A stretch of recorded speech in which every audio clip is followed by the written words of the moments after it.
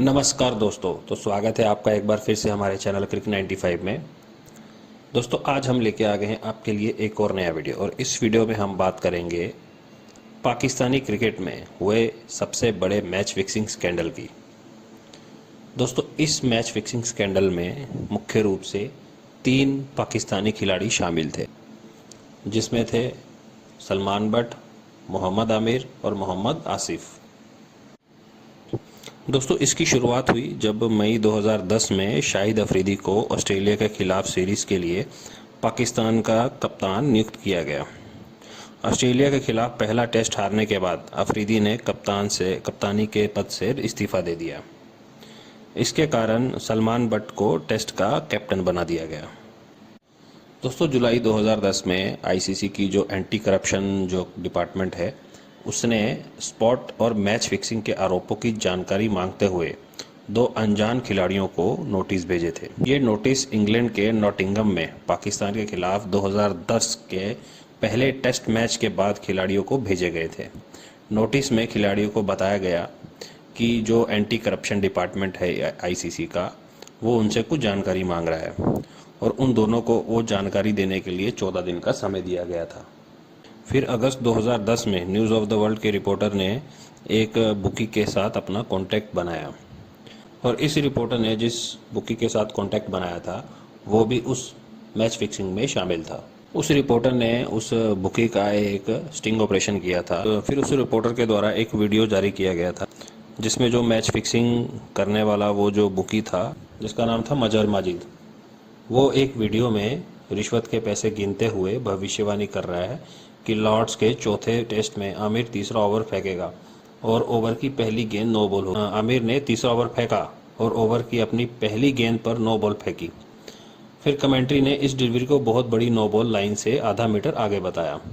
माजिद ने यह भी भविष्यवाणी की थी कि 10वें ओवर की छठी गेंद नो बॉल होगी, और आसिफ द्वारा फेंकी गई वह गेंद भी नो बॉल थी।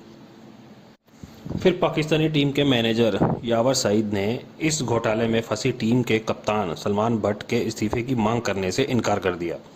फिर पीसीबी अध्यक्ष एजाज बट ने कहा कि खिलाड़ी निर्दोष हैं। उसी समय पाकिस्तान के पूर्व कप्तान राशिद लतीफ़ ने सुझाव दिया कि स्पॉट फिक्सिंग विवाद एक साजिश हो सकती है और लीक हुए वीडियो में कुछ भी स्पष्ट नहीं है। पाकिस्तान की नेशनल असेंबली के सदस्य और खेलों पर स्थायी समिति के अध्यक्ष इकबाल मोहम्मद अली ने टीम से संबंधित खिलाड़ियों को हटाने की फिर मांग की थी। दोस्तों, इस जो स्पॉट फिक्सिंग में मेन जो थे वो सलमान बट, मोहम्मद आसिफ और मोहम्मद आमिर, इन तीनों का नाम जो था वो न्यूज़ ऑफ द वर्ल्ड की जांच में आया था। इन तीनों खिलाड़ियों के ऊपर आरोप लगे थे और इन तीनों खिलाड़ियों ने अपना बेगुनाह होने का दावा किया था। लेकिन फिर बाद में आईसीसी ने इन तीनों प्लेयर्स को, जब तक जो डिसीजन है वो फाइनल नहीं होता, तब तक इन तीनों को इंटरनेशनल क्रिकेट से जो था वो टोटली बैन कर दिया। इस फैसले के बाद यूनाइटेड किंगडम में पाकिस्तानी उच्चायुक्त वाजिद शमसुल हसन ने दावा किया कि खिलाड़ियों को फंसाया गया था। उन्होंने आईसीसी के इस फैसले की निंदा भी की थी। दोस्तों, ये जो खबरें फैल रही थी स्पॉट फिक्सिंग की, इसकी वजह से स्कॉटलैंड यार्ड ने उसी दिन घोषणा की कि उन्होंने सट्टेबाजों को धोखा देने की साजिश के संदेह में माजिद को गिरफ्तार किया था।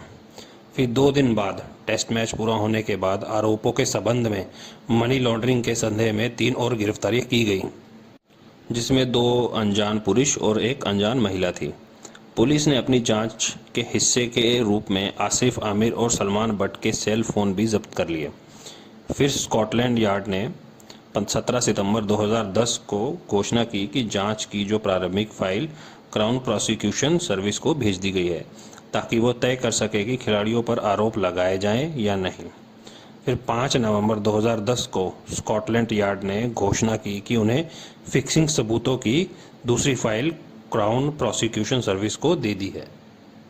फिर इसके बाद 1 नवंबर 2011 को साउथवॉक क्राउन कोर्ट में माजिद, आसिफ, आमिर और सलमान बट को जुए में धोखाधड़ी करने की साजिश और जो रिश्वत के पैसे स्वीकार करने के जुर्म में दोषी पाया गया। दोस्तों, ये जो डिसीजन लिया गया था, इसके बाद मोहम्मद आमिर ने ऐसा दावा किया था कि वो स्पॉट फिक्सिंग में सिर्फ एक ही बार शामिल था, लेकिन जब उसके रिकॉर्ड्स, कॉल रिकॉर्ड्स, मोबाइल, सब चीज़ें चेक करी गई तो उसमें तो कुछ और ही मिला।